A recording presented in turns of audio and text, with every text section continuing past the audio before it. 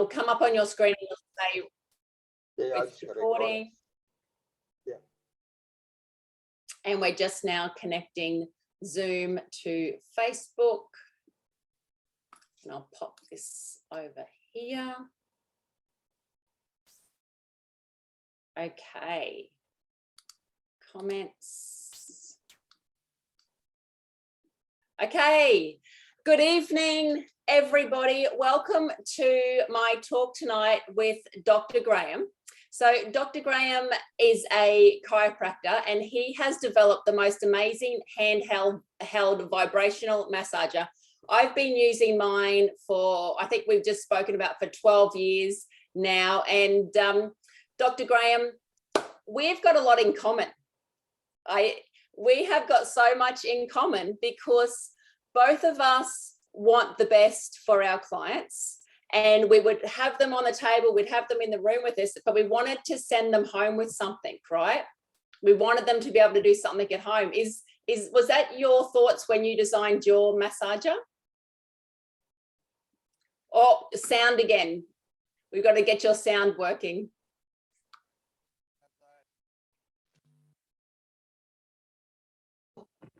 Oh, yes, there we go. Damn, how's that? We've got you loud and clear. Good. I'm just checking all the connections. So, yeah, absolutely. It's I don't know what it's like with yours, but with the people I deal with and the problems I deal with, you know, they need a lot of homework, much more than I can do it in the clinic. So we need to find a way to help them at home, and that's what we did. Yes. Probably very similar to yourself, that you know, you had to look around and you couldn't find anything that was really, really suitable to help them. So you basically put it together yourself. Exactly. And that's what we had to do. So with me, I started off as with a deep tissue massage therapist, and I was getting in and moving and using my body, using my elbows and manipulating, you know, muscles.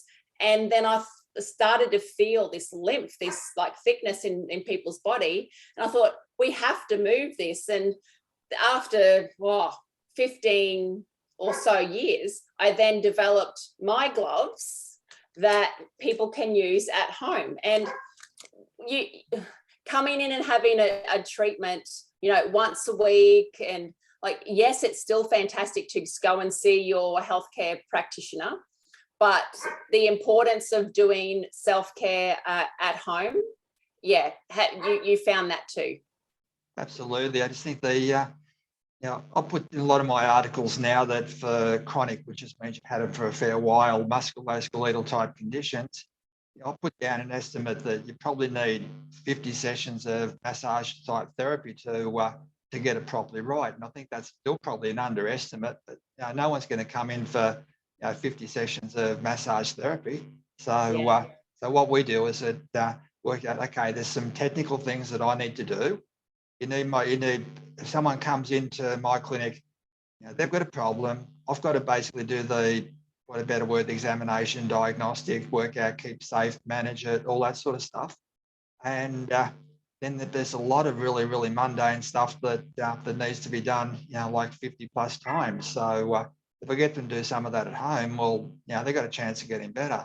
Otherwise, what normally happens is that you know, I come in and I do my workup, I do all the technical stuff I do, and they only get, like, instead of 50, they get like 2 sessions of that, and they wander off and they feel a bit better, and then they're back again sometime down the track just as bad as they were before. So that ends up on the scrap heap. So you have to work out a better way to do that. So and that's what we did.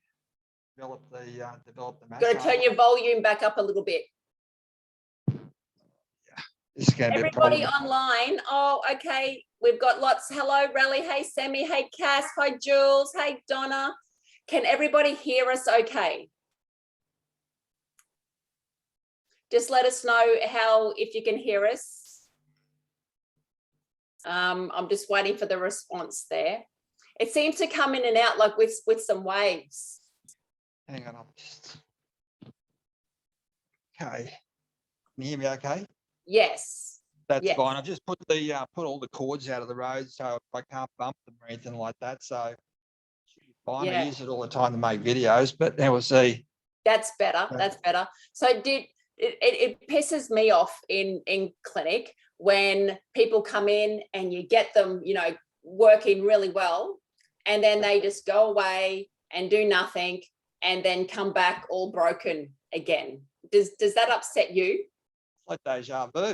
You get frustrated with it after a while because, you know, like you and I, we both, you know, studied our backsides off, and we both basically, you know, do all this work behind the scenes so that we got the capability of getting people right. And then, hello, someone comes in and it's, oh, we've got to, you know, they say, oh, can you put my back back in? And so we go and put your back back in, you wander off, and it's just very frustrating. You've got a probably similar, same story, but just different terminology. So you have to try and get around that. But you can understand the patients come in. I said they're not going to. If you told them, said, look, you need to come back, see me umpteen times. Plus, you also need to get 50 sessions of massage therapy.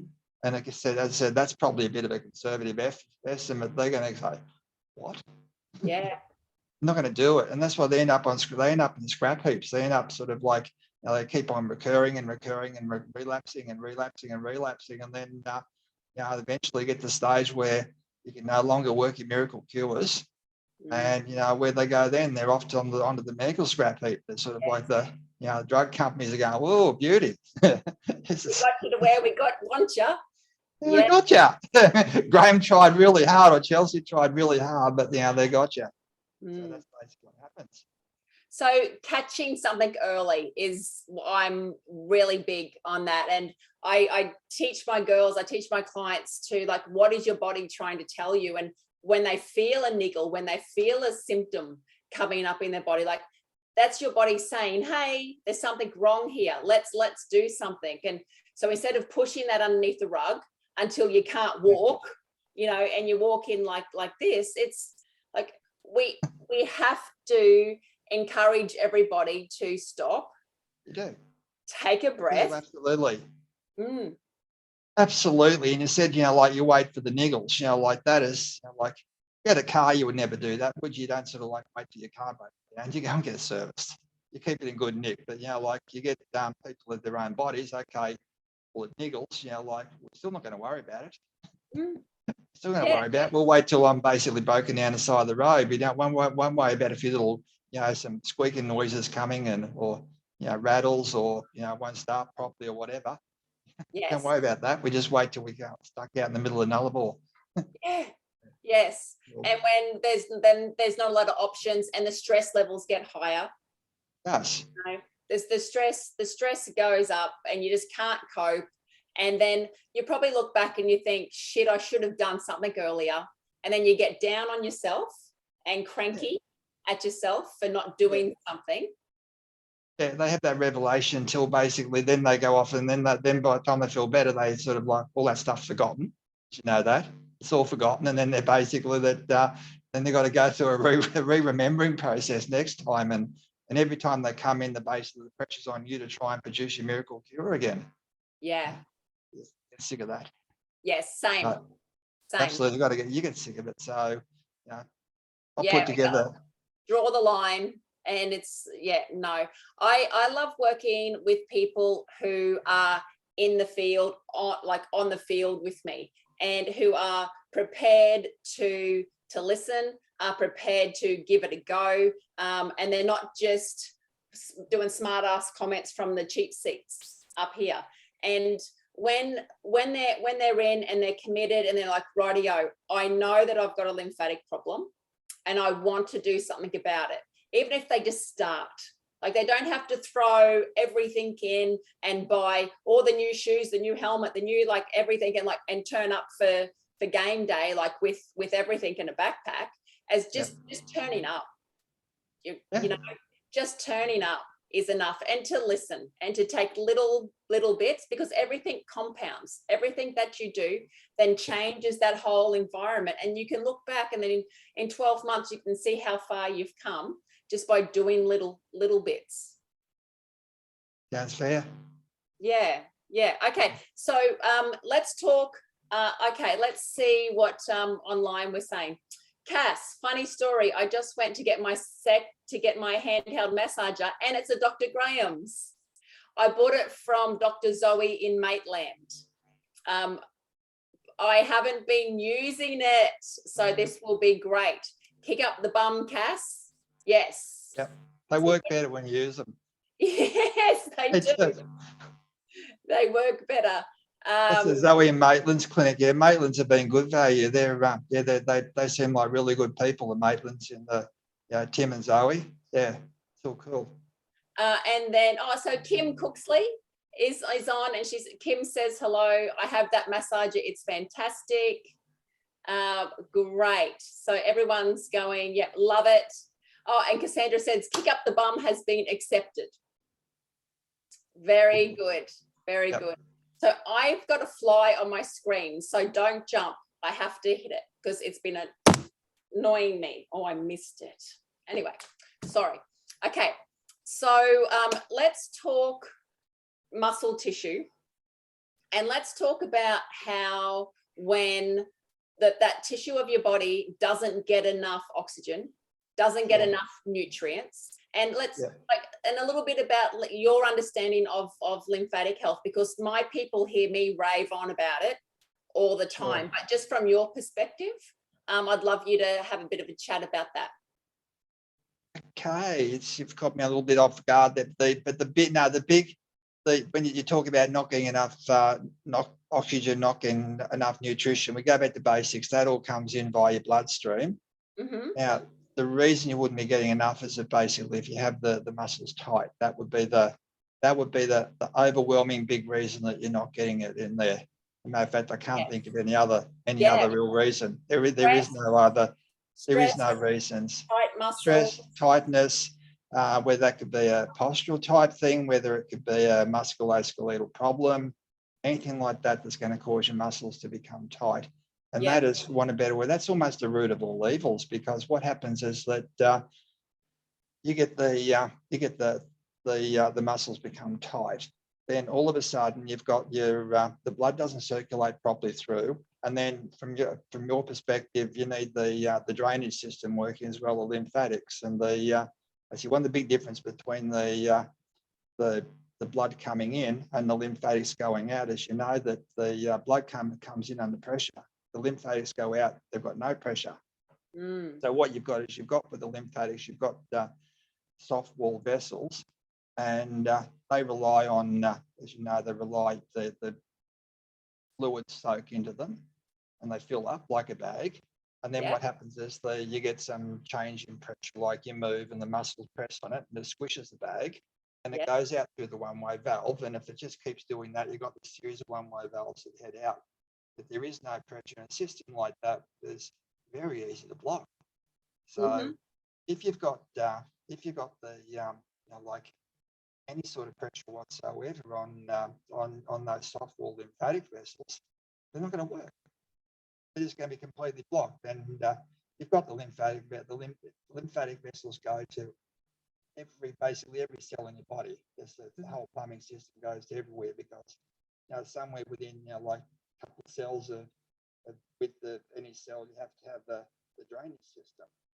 So it works. And we've got with musculoskeletal conditions, you have a condition called thoracic outlet. I'm losing your sound a little bit again. You might have to wiggle something. All right, how's that? Is that better? Keep chatting. No, that's got worse again. No, now I can't hear you at all. No. How's that? Can you hear me now? Yes. Awesome. I pulled out my studio mic. I'm not sure what's going on with that. But anyway, if you hear me okay now? Yes. It's a little bit blurry, but at least we can hear you properly. At least you can hear me. Okay, yes, there's a condition called the thoracic outlet syndrome. It's a common example. What happens is that there's a couple of places, like basically here and just up in your neck there, where you can get pressure on the blood vessels. And so if you get muscles tight, what they'll do is that'll actually block the arterial supply, which is a pressurized blood going out your arm. So it can recirculate your arm. So if you get a bit of tight muscles, so with a thoracic outlet syndrome that can cause, block off your pressurized supply. It takes virtually nothing to block off your lymphatics. So, I think tight muscles there are the root of all evils. Block the blood coming in, and then you get the accumulation of waste products. And what that does is it creates a very nasty environment within your muscles. And then if that's allowed to go on, you end up developing what we call myofascial trigger points. And what happens is you get actually a little bit technical, but it's not that hard. You get, it develops, they can develop these tight tender lumps. It gets very, very tight around them, so you get minimal circulation. So what that does is all the waste products accumulate, you don't get enough nutrients, and then eventually becomes nasty. So what that does is your body sort of like locks it on with a spasm because it's nasty, and that spasm tightens up and blocks things off even more. So it just starts going round and round in circles and develops what's known as a positive feedback loop, and that's why people develop those tight spots in the muscles. But as I said, it all comes back to the tightness in the muscles. That's the root of all evil. And so, you've got stress will do it. You can have sitting postures will do it. You can have musculoskeletal issues, and to deal with those. My posture isn't that great, but so when you've got your muscle, and if it's all tied up in knots here, well, then it's going to pull on where they're attached. Absolutely. As well as shorten, isn't it? So absolutely, they do.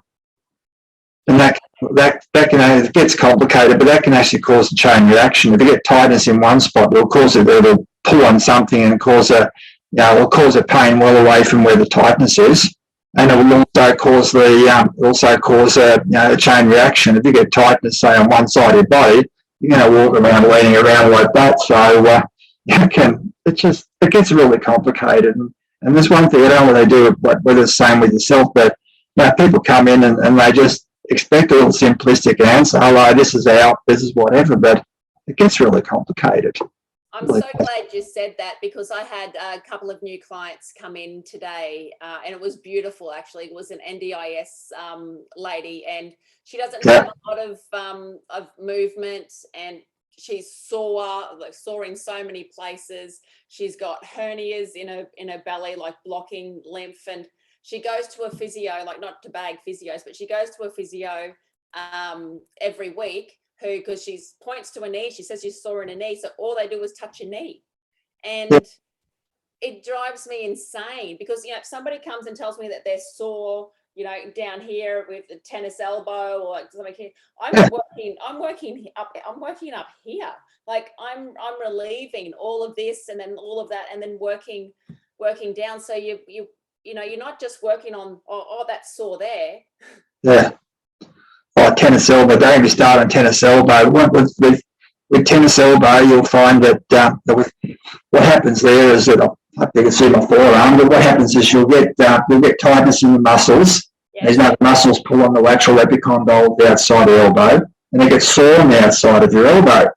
So what does all these people do? I'm not sure what to call them, but what they do, they'll get there, they'll poke needles in your elbow, they'll basically laser your elbow, they'll get there and they'll rub the crap out of your elbow, and that makes no sense whatsoever, because basically the whole thing's inflamed because it's basically got over tension, all because these things are tight.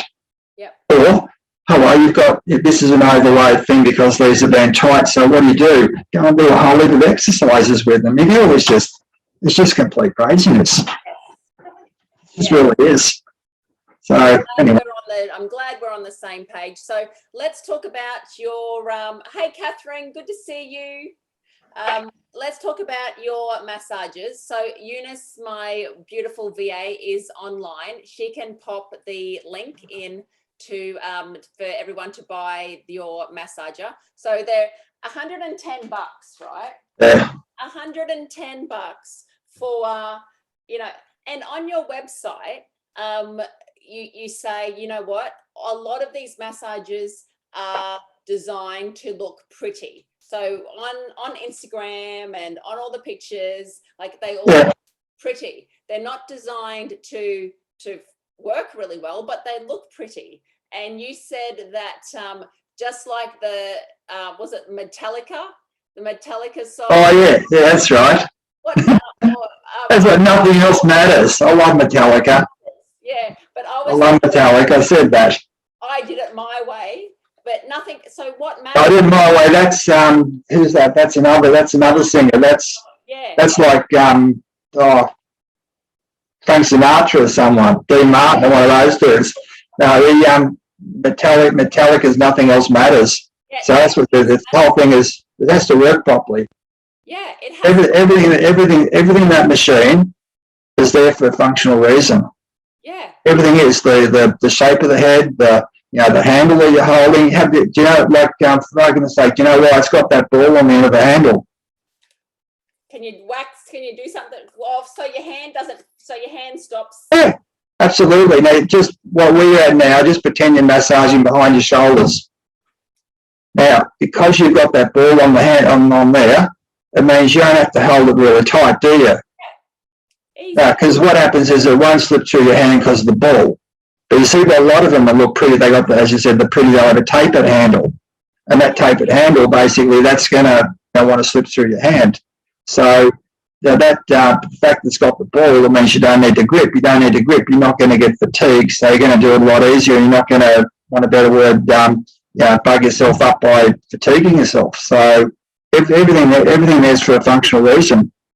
Yeah, yeah, and that's the way it works. And it still looks great, and it's not too heavy, and you've got the different speed controls, and it just lasts, and it goes, and it goes.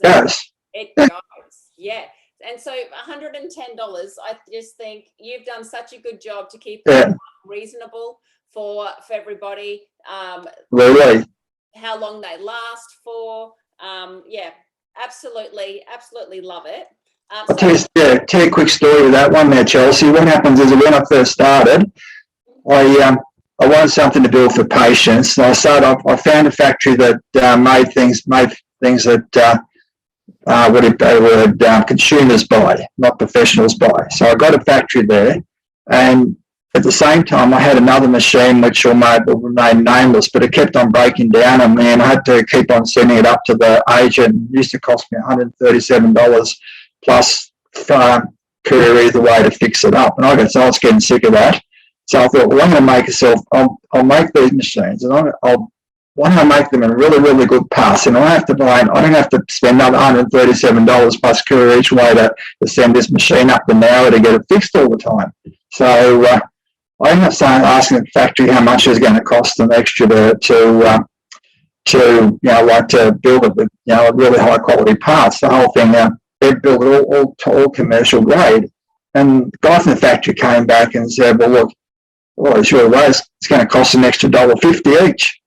Oh my God! Just build them. Not like I've spent probably about another $2 or $3 extra or something like that. Special parts in that machine. It's got a special high quality cord. It's got a special custom built motor and things like that. We've sort of invested in the whole thing. But my thoughts at the time were basically, might as well make everyone get a decent machine, and they're going to all be happy with it, and I'm not going to get a whole heap of warranty claims. So it's all good.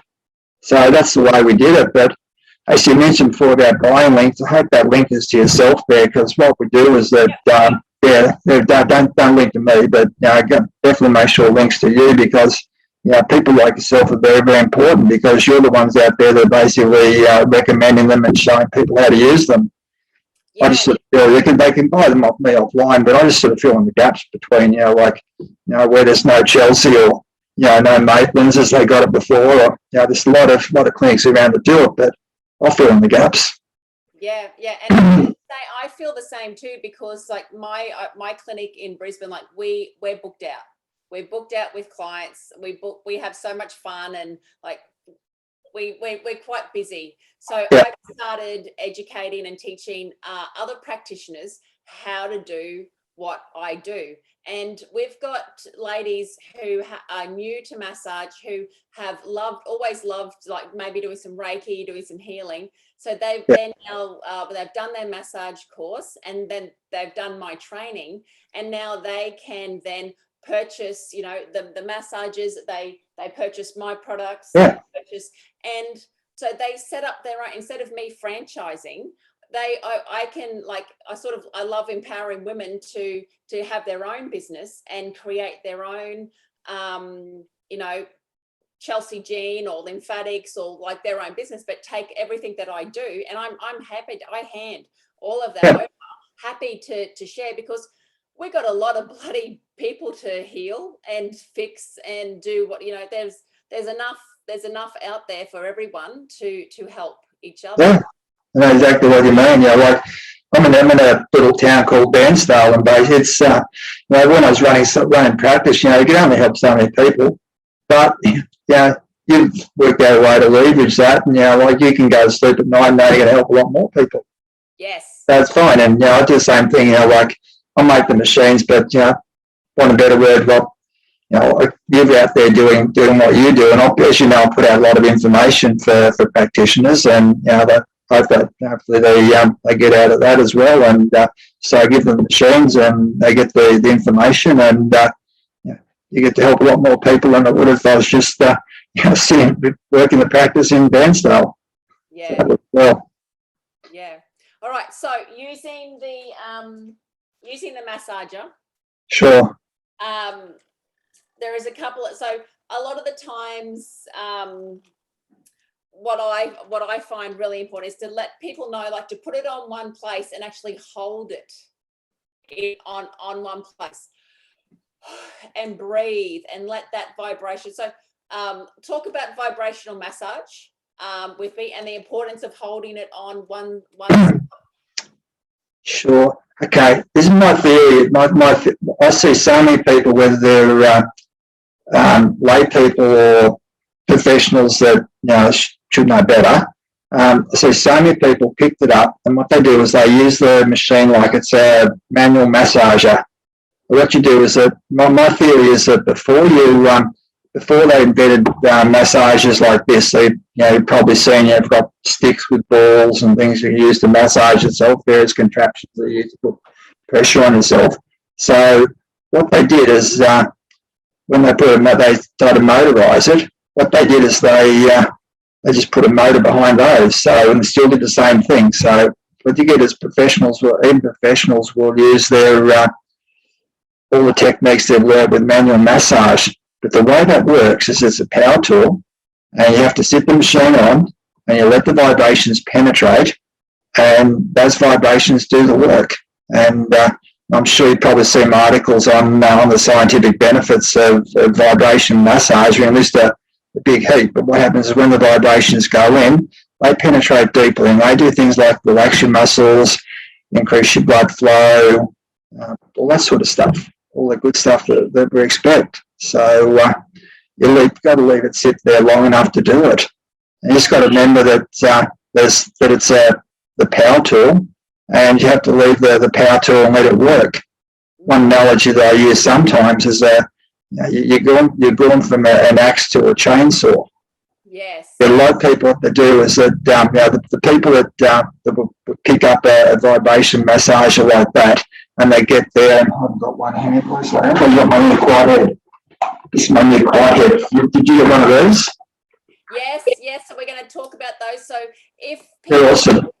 If anybody watching, if you would like a quad head massager, just put in the comments, please. Put in quad, and we will get you, because I don't have them on the website yet. So just type in quad if you want. Yeah, they're just out. That's just out. But what happens is we just use, I hope you can see there, we've got one ball there, that just one vibration ball there. I just sit that on the muscle, and let the machine let it penetrate. Yes. But what you'll do is you'll get people who will go and say, look, okay, we've got a massage, so I'll sit there and rub and press in, and I do it. I'll tell you a story once. I had a patient that kept on doing that. She'd sit out in the waiting room, and we have a massager sit out there, and I just keep on seeing her doing that. And when I just walked out there in front of everyone else, I just kind of switched it off and said, look, if you're not going to use it properly, if you're going to use it like it hasn't got a motor, we'll just switch it off, leave it off. Anyway, she got all embarrassed and started using it properly then, but definitely. Sit in the spot and let it do its work. Yeah. That's what they're designed to do. How I would love everyone to incorporate, to use their massager, would be to do their lymphatic. So use their gloves, go over their body with the gloves, get the lymphatic system moving, and then use your massager for the tight spots, for those muscle adhesions, and you just hold them in those places. But start from, you know, the chest, and if you're sore down on your calf muscle, save that part for last. So work your way down the body. So you don't know how sore you are till you actually touch something, right? When you go and have a massage, or when people come and have a massage, like, oh, I didn't know that was sore, and oh, I didn't know that. But you will pick it up with this. So this can be a diagnostic tool. Hold on for a second. I just had a laugh there. Did they ever say to you, oh, it wasn't sore till you came in? Yeah. Was that? I got here. You used to say, you just, okay, look, it's like sunburn. You don't know until someone touches you. You have to, but after a while, you just get so tired of saying those sort of explanations to people. Yeah, it's like, it wasn't sore until you touched it. Yeah. Okay. So how out of tune are we? How out of tune as a society is everybody getting? I'm just glad. Yeah, I'm glad I retired a couple of years ago, so I don't have to listen to that anymore. I can sit back and laugh about it, but you know, it's just you get so much stuff like that. It's just really pull your hair out. People's faces, even to like when we're doing their lymphatic massage, you go, oh, why is that sore? Like, oh, and you know, and then to explain, and then they go, oh, okay, yeah, well, I do wear, you know, a really tight bra, and oh yeah, you know what, I do, like, I tell my husband, like, don't come near me because my boobs are sore, but don't put two and two together to think that that's, you know, there's something wrong there that we need to work on. So we've got lots of comments here. Sandy, so Sandy's one of my practitioners who does my massages. So Sure. I love this massager. Fiona, I missed the start. What are we talking about? Fiona, we're talking about, this is Dr. Graeme, and he is a retired chiropractor who has made these most wonderful handheld massages that you can use at home. And in between having treatments with your therapist, because he's done the work, and you need hundreds of treatments if you were going to come into clinic, and that's a lot of money and that's a lot of time. And why not, if you can do these things at home and just take 5 minutes, 2 minutes, 5 minutes, like something to work on your body, at home to make a difference. So that's what we're talking about, Fee. Thank you. Sound quality. Yes, we're working on the sound, Lindy. Thank you. Sammy, it's the quad massager. Dr. Graeme, how much is the quad massager?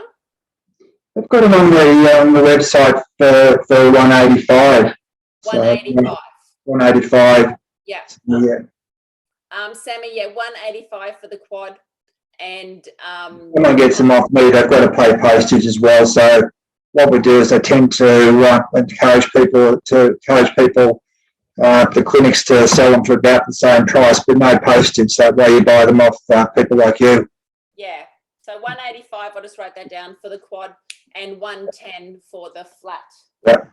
For the flat based one. Yep. So everybody online, if you've got any questions, please pop them in. So I don't know, Dr. Graeme, do you know much about lipedema? And have you seen much lipedema, and does like the massaging help with that? Haven't seen anything? It's not something that I used to deal with, but I've had a discussion there, and I know a lot.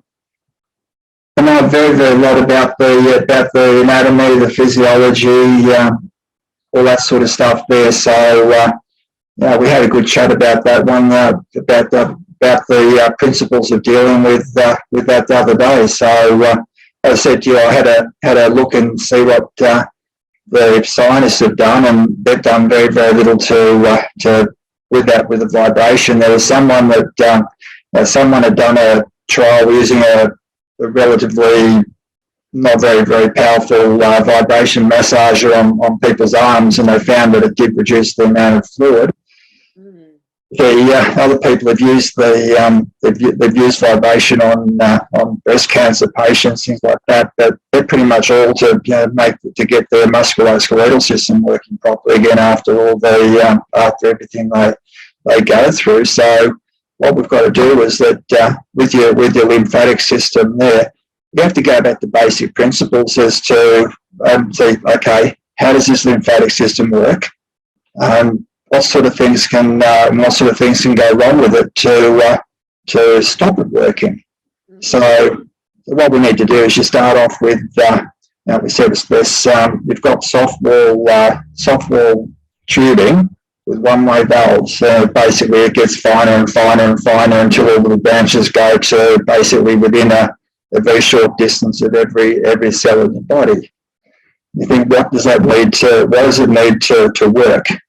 Well, it needs the fluid to be able to soak into the little tubes. What are the little? They're not called capillaries. Capillaries are the blood vessels, but little tiny little. Lymphatic vessels. Yeah. Lymphatic vessels. They're still called lymphatic vessels, even when they get really small. I wasn't quite sure the term, but anyway, into the lymphatic vessels. So you need the fluid to be able to soak into them, and then you need some sort of movement to basically squish them, to force them through the one-way valves. You need the one-way valves to be working, and then you need to have no blockage or obstructions. As I said before, it's a no pressure system. It just relies on the pressure just squashing them through the individual one-way valves. So it's very easy to block. So if your lymphatic system is not working properly, it's basically one of those things that are stopping the lymphatics that are stopping the lymphatic system working. And you made a comment the other day about how you get people basically said, okay, we're going to, we'll start with the, right at the extremities, and we'll start pushing the lymph along. And I think about that. We had a bit of a laugh at the time and thought, this is what a stupid thing to do. But we're used to it. But I got to think about that there today, and just imagine as I don't know where everybody is around here, but we've got the biggest river system we've got in Australia is the Murray-Darling system, so most people know about that. So just imagine basically somewhere in South Australia, having some big landfall or something like that, and blocked off the Murray-Darling River, and you started getting all this water banking up. What are you going to do? You're going to start up and just 100 miles west of Brisbane, up where the start of the Darling River, and start pushing the water down. That would be just complete and utter stupidity. It just would be. What you'd have to do is, it's okay. The cause of that build up of water would be like a blockage somewhere. So you'd obviously get the backhoe out and basically go and dig out the blockage down in South Australia where the blockage was. But you have to work out, it's basically a problem you've got to solve. Anybody that's going to come in with your lymphatic problems, you've got to work out, which part of that system is not working properly. Yeah. Is there a blockage? Is it tight muscles and whatever? And, if there is a blockage, we know the plumbing pretty well. It's sort of like, you and I basically, we know the anatomy. We know about where all the lymphatic vessels would go. So if we're seeing a particular area, we might be able to work it out and say, look, here's where a blockage and some tightening is. You can do that. Yeah. And then I had a bit of a think about the other day, because you mentioned about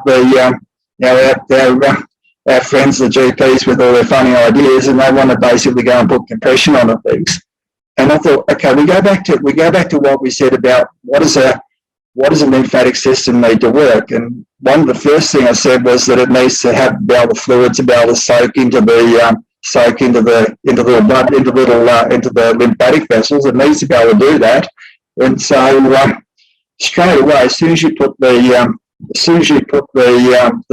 pressure bandages on, that can't work. So straight away, as soon as you go put the compression bandages on, or the compression thingos on, your lymphatic system cannot work. And what happens if your lymphatic system doesn't work? Yeah, you know, basically know that basically you've got metabolism and all that stuff going on. You've got everything's going on in your muscles and all the other tissues, and they're all producing waste.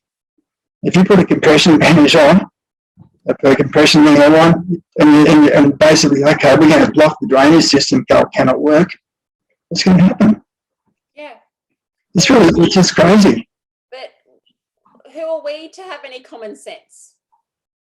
Well, we can go on about that for a very long time. You know, we see some absolutely stupid things before. You know, as I mentioned before, tennis elbow. You know, like tightness in the muscles, those nasty little trigger points and lumps and things like that. You know, like the common sense says that, the anatomy says that. You know, like the people who've done the trials and they found everyone with tennis elbows got like little bit trigger points in their forearm muscles. You know, the physics, everything says that that's the problem. Except all the people who want to stick needles in you and lasers and rub your elbow. You know, we see it with so many different things, that all this stuff that doesn't make sense. Yeah. And that's it. One thing with that, when you said to me about the compression thing, okay. I said we had a little laugh about the time of how stupid, but later on I thought how really stupid, because cannot work. Yeah. That fluid cannot soak into the lymphatic vessels. You cannot have any pumping because the thing's all the time squished. What happens to the waste products? Yeah. What happens to them? They can't get away. So can you let the doctors know that? Oh, they don't listen. They never listen. They would never listen. Look, what you do is that the only way we can get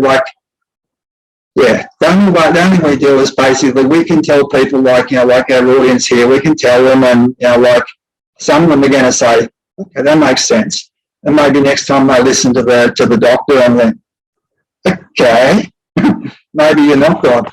You know, it's just the way it is. So I just want our people to know when they go and have a massage, to have that they can have the conversation with their therapist, if their therapist can understand English, that you want them to, do it in a specific order. You want them to push towards the heart. Yep. If it's just those two things, then I'm happy. But most of the time, massage starts laying face down, starting at the lower portion, the extremities. This doesn't even get touched, and people feel puffier, and because they haven't had the drainage work, when they leave, so they feel all doughy and their face is all puffy. It's like, what? Yes. Yeah. Because every time someone comes in with a problem, like if they're puffy, we have to work out why, and you have to work out why. They come and see you, or they come and see other people that work with you, and that. I have an issue all the time. I've got stuff that could be construed as advice in more articles. I'm always really careful because I can't give specific advice, because everyone comes into a problem, and you have to solve it. And that's what the people on the ground like yourself or like I used to do like a few years ago before I didn't. But I had a really, really funny vision there before. We're talking about people rubbing and stuff. If you want to laugh or cry, whatever you want to do, go on to YouTube and go and have a look at all the people advising how to do massage. Calf muscles are good. What they do is that the calf muscles are it's really hard to massage a calf muscle yourself, like pushing upwards towards your body. You have to, the natural thing is you want to push away from your body to do it. And all the people advising calf muscle massages, they're massaging towards your feet. And what's wrong with that? Yeah. There's one-way valves in those things, and they're trying to force them. What are these lunatics basically doing to all these little one-way? Because they're only they're not very strong, these little one-way valves. Yeah. It must be if you go and get calf muscle, you go and get some lunatic basically go and massage your calf muscle the wrong way, or you go and watch the YouTuber and that, and this is a good idea. And you go every day, you go and do the calf muscle massage. you've not only got the lymphatic system, you've also got the veins. They've got the one-way valves too. And the valves are all basically to come up towards your heart, not away. So you're just thinking, what happens to all these people?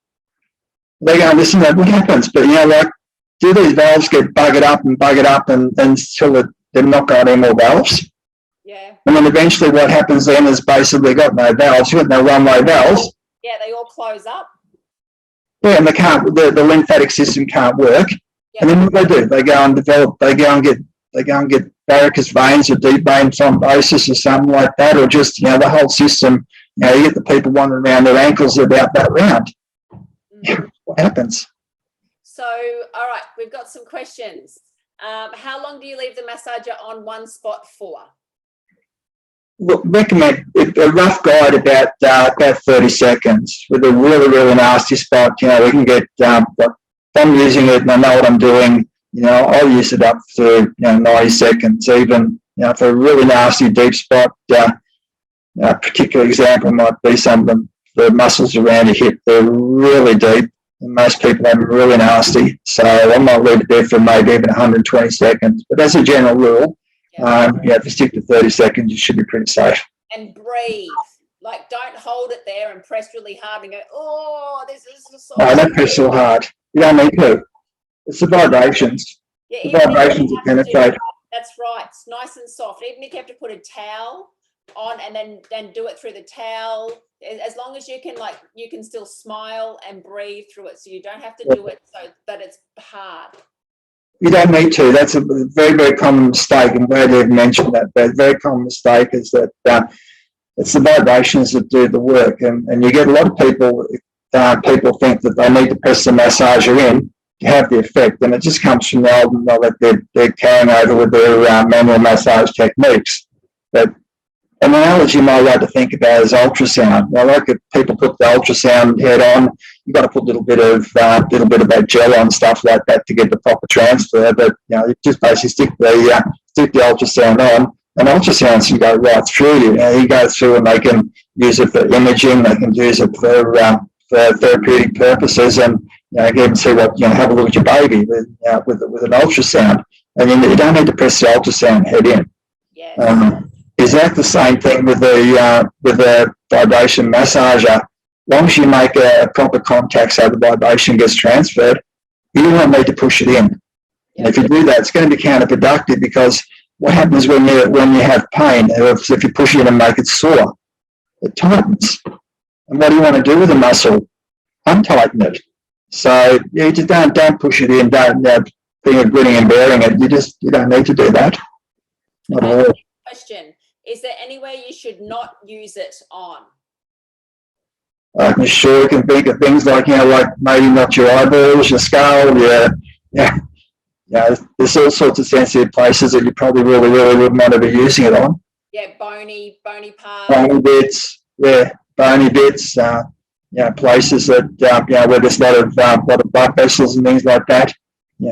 I wouldn't be sticking one right here over your carotid artery. I wouldn't be sticking one right in behind your knee, and with all that. But there's lots of places that you wouldn't use it. But as long as you stick to muscles and you steer clear of bones and tender bits and things like that, you're pretty right. But good question, Cass. Good question. Nick, can the massager work on visceral tissue regarding adhesions from scar tissue? I've never dealt with scar tissue. Scar tissue is really tough. There's a technique. The guru for the breaking up scar tissue was this doctor by the name of Syriax, and he was like a guru back when I was in college, and that was like over 30 years ago. So it's been around for a very, very long time, and he developed a thing called cross-friction massage. And cross-friction massage is basically just really working really, really hard on these adhesions and breaking it up and allowing it to reform. And it is really painful. It's really, we learned it back in college, and I'm very aware of it, but to break up scar tissue is it's really hard. And it's not something that the person that doesn't know what they're doing should be doing. when the protocol for the cross-friction massage from Syriax was like really, really, really hard rubbing for, like 10 or 15 minutes just on the one spot. You're not going to do that on your abdominal tissues, where you basically, if you did that there, especially if you didn't know what you're doing, but even if you didn't know what you're doing, you've got very delicate tissues underneath. If you want to do it on your elbow or something like that, you can sort of get the scar tissue over the bone or something. But if you do it with the abdominal region, what's behind it? When you put the pressure on, what's behind it? So maybe just using a toothbrush, or just doing some cross over the scar. For the actual therapy. Yeah. Yeah, so okay, now look, the genuine cross friction as per Syriax is, you're not going to do it with a toothbrush or anything like that. It is really nasty. Yeah, but something that we can do is what I talk about is just using a toothbrush or something over top of the scars, to help with nerves, to get some. Okay. Yeah. Again. Yeah, but depending on the degree of the problem, but a really nasty one that would not have an effect, but a lesser one, obviously that would be a good advisable thing. Yeah. Cool. Okay. The adhesions in there. Yeah. Donna, normative compression, is it contraindicated for people with a pacemaker, or is it okay getting off track? Donna, the compression is fine to use with a pacemaker. That's okay. If someone has got heart issues and heart problems, then you would be careful with the Normatec. So Donna's one of my therapists, so she just wanted to get in those questions.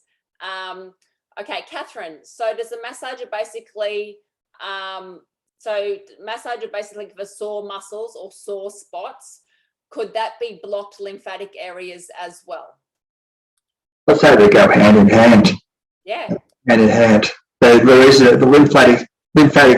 lymphatics are blocked. That would cause get a build-up of waste products and make your muscles sore. On the other hand, you could get the muscles being tight, blocking off the lymphatics. So, hand in hand. Hand in hand. Which comes first, the chicken or the egg? I don't care. We're going to work on lymphatics. It doesn't matter which comes Absolutely. first. We're going to work on the lymph, and then you'll find that the flow then starts working through. We start getting rid of the waste, and then the muscles. I used to bash people up in clinic. I was known as the what was I known? Cruella was my nickname. I was the cruel bitch. I would have men. I'd give them a stick to bite, and they'd be banging tapping out. Now all I got to do is rub boobs. It's so much easier to help people.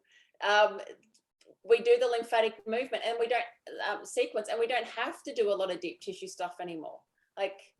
It's blown my mind. Sammy, do we have the quad massages in clinic? I will next week. Hey, Dr. Graeme. Yes. Yeah. It'll take about a week to get to me. Can it be used on the neck? We just answered that one, darling. So, Louise, we'll keep it away from the neck area, but up here on the back of the neck, I don't mind it, on the back of the neck, up around these spots. Nick was meant for endometriosis scar tissue. So with the vibration, do you think help with endo scar tissue? We don't know. Again, look, it's not something to deal with, and not something to deal with, and the amount of vibration you'd have to put in there to do that, to break up endometrial scar tissue would probably do like probably not be a bit counterproductive. Yeah. Yeah. Okay. So Catherine's going to go and massage all the sore bits. Which head is best to use in cellulite areas? Look, with my massager there, if you've got the flat head that you can see on your machine there, that's firstly the only mistake. Obviously, I use that all the time. The other ones, it is best for vibration. It's comfortable. There's a best for vibration transfer. So, which is what you want because the vibrations that do the work. That one comes with two other heads. The one of them's a very, very small, like dome head, and the only place in clinic I ever use that is where I couldn't get to properly with the bigger head. And one place, for example, might be the inside the arch of your foot because it's concave, so flathead doesn't fit in there properly. Another thing is, you get a bit technical, but if you go right underneath your scapula, right in, get in under there, that's a really, really difficult one to get in. You got to have pull the shoulder blade out and get right in. You can never do that with a flat head. So let's use the smaller one. Now, you've got the other head that comes with it. It's got a heap of projections, and a lot of people think that's just to help it dig in, and that comes back from what I was saying before about you get people that, they still think back to pre-motorised massages with all the spiky bits that press in. The reason that the place that is of use is that if you get that massager with the flat head, it's got a 60 mil flat head. You set that on, when you start getting a little bit of speed up, it can have a bit of tendency to patter, which is like bounce up and down on your skin. So what happens is if it starts to patter, you've got a couple of choices. One, you can either put a bit more pressure on so it doesn't patter, because as soon as it starts pattering, you're not getting the vibration transfer. It's going to lose its effectiveness. So what you do, you put a bit of weight on it, and so it basically stays seated all the time, or you could slow it down a bit. Well, the other thing is that if you put that, it starts to patter. Yeah. Yeah, so you don't want that. If it was hitting one of your bones, is it, to make it do that? Yeah, I did it on purpose. I know, as I'm sure you did. I can see that. You have a bit of a grin on your face when you're doing it. So that was all good. Oh. But on your muscle, you do that there. So with the one with little projection, it still puts the vibrations over a substantial area because the surface area of the projections is very small. It means that it doesn't want to bounce as much. So it's not quite as effective as transferring the vibrations to the tissues as the one that you just used, but it's certainly better having that one on now than another one bouncing around. So that's where you'd use the other one. So I think that's answered the question. The small, but that one, 99% of the time you use the one you just used. Yeah. If you can't get out with that one, you can use the smaller one. And if you want to go high speed but don't want to put a lot of pressure on, you can use the one for the projections. So which one, so the forehead or so the new forehead? Now the forehead's only got one sort of a head, and that's actually there's a couple of issues. One is that if we get the forehead one with like all the screw-in heads, so it's going to be like tremendously difficult to build, and like everyone would have like a dozen heads floating around. They'd be losing them right, left, and centre. So it was far easier to build the quad head one without the screw-in heads like that one. But the other thing too was that so I'll pick the quad head up. The quad head's the one that you've got there. Its head is about 60 mil across. This one's got heads of 40 mils across. So it's a bit smaller head, and also you can see there's a little bit of a rounding on the heads. We have to have the rounding on the heads because with the one you've got there, the mechanism of basically just comes straight down like that. But with this one here, to get this special mechanism, it sort of rocks a bit, so they get a bit of an angle. So we had to put the rounding on the head just so that would work and be very, very comfortable. So long story short, because the contact area of this is a bit smaller than the contact area of the bigger one, your patterning is not a problem. So this is one we just use all the time. Yes. Yeah. Okay. The girls have said, great explanation. Thank you very much. Cool. All right. So we've raved on for an hour, Dr. Graeme. Oh, Mum, we just get rolling. Yeah, how good is that? And so, yeah, I think if there's not any more questions, we're gonna wrap it up a little bit. But I'm sure that I'll get you back again, and we can. If there's any more information that you come up with, I would love you to share it with my group. as well, because I've got the most amazing group of ladies in my BooB CamP group, and we've gone live out to everybody else tonight too. But any information that they can take and then move on and make their life better, I'm sure that they're going to do. And then to be able to incorporate that, like with your kids, with, you know, with their husbands, like there's no limit really, but only time and remembering. So have it plugged in on the lounge, you know, on the lounge. Have it somewhere where you can see. Same with the gloves. Like I have one in the bathroom. I've got quite a few around because I'm picking up my phone and doing lives all the time with my gloves. But yeah, have them in somewhere accessible. Yeah, so have the massager where you can use it, and also, you know, spend some time with your loved one and like actually give them a massage too. So, you know, we've taught the sequence, you know, do it on yourself, but also, you know, share love and do it with somebody that you care about too. Yeah, that works. That's funny, but look, I've got a lot of information about a lot of different things. I put them on. I just keep on doing new stuff all the time on the website. So they're welcome to basically go and have a look at the website. There's a lot there, but you know, if they want to come on and ask me questions, I'm really happy because it's good fun. So yeah, bring it. Yeah. Thank you so much. Is there anything else that you wanted to share? No, not really. That's all good. Awesome. Okay. The girls have said thank you. And so we'll have this replayed, put into the BooB CamP group, and I'll send you a copy as well. And thank you everybody for tuning in, for taking the time to learn, to educate yourself about how you can move forward without inflammation and without pain, and taking your best step, and like investing in like taking control of your health and not just relying on somebody else. So yeah, thank you everybody for joining in too. Yes. Yeah, everybody has said thank you. Okay, so I'm just going to disconnect now from Facebook. Say good night to everybody. I can go live on Facebook. Pause. See you girls. See everybody.